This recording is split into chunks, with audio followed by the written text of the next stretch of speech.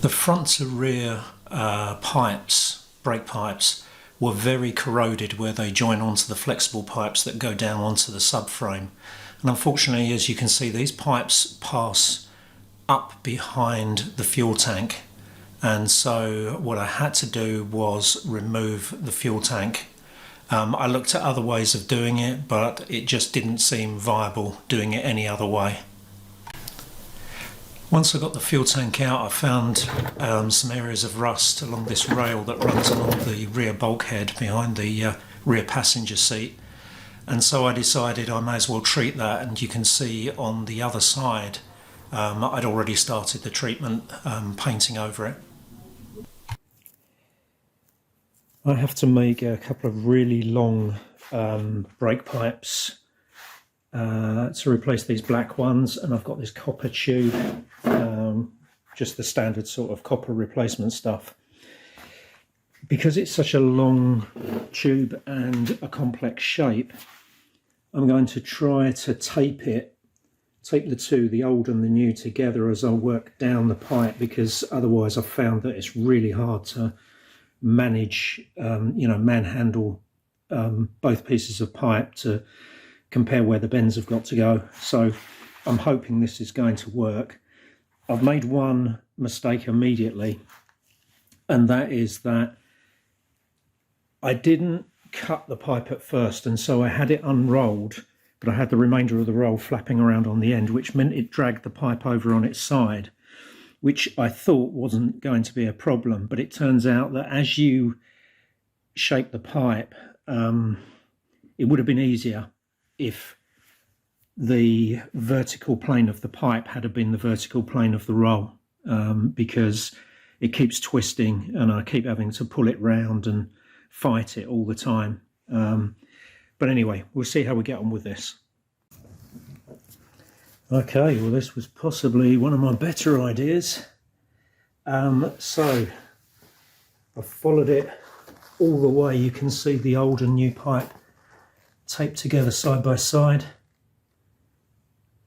right up to the end, and obviously I've got a bit too much on the end, but that's fine because I need to cut it to size.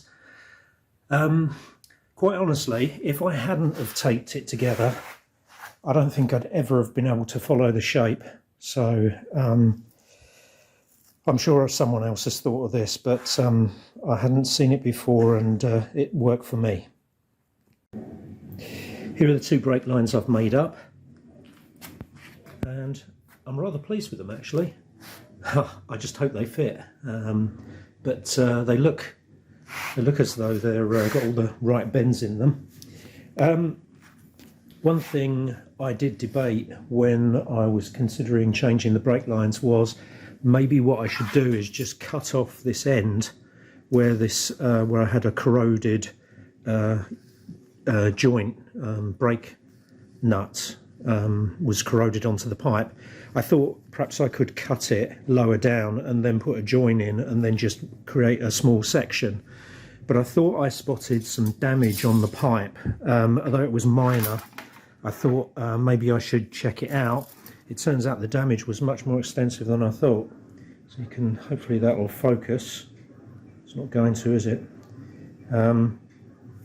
It's pretty bad actually, and it's where it looks as though it's happened where someone has jacked the car and they've jacked it right on the edge of the chassis rail.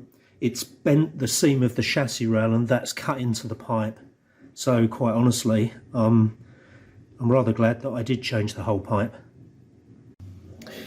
Well, I thought it was going a bit too well. So this nut here, brake nut, has an 11mm across the flats hex head and an M10 thread. Pitch is 1mm, which is what I put on, and I thought they would all be the same. This one seems like it's an M12 1mm, still got an 11mm across the flats head, but when I came to try and fit the pipe, of course it's the wrong size. So the brake nut is the wrong size. So I've got two choices. This is actually, this screws into an adapter which has got another hose the other side, then there's a female to female adapter, and then this screws in. Both sides are the M12 thread. I may be able to get an M12 to M10 converter, so that's one option. Or the other option is I cut the end off of this very tight to the end, put this nut on this pipe, and then redo the flare, and hopefully I've got enough slack in the pipe to accommodate the loss of what it'll be about 10 mil in the end, I would imagine. Maybe not quite that much, but it's going to be a bit. So I think at this point I'm going to go and have some lunch and have a think about it.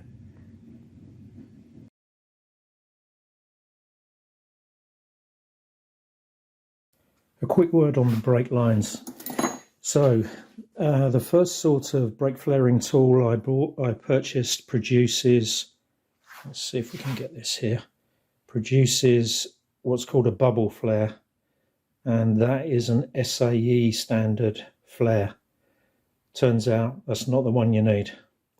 What you need is a DIN flare, subtly different, but you can see it's got a flat back and a slightly flatter face.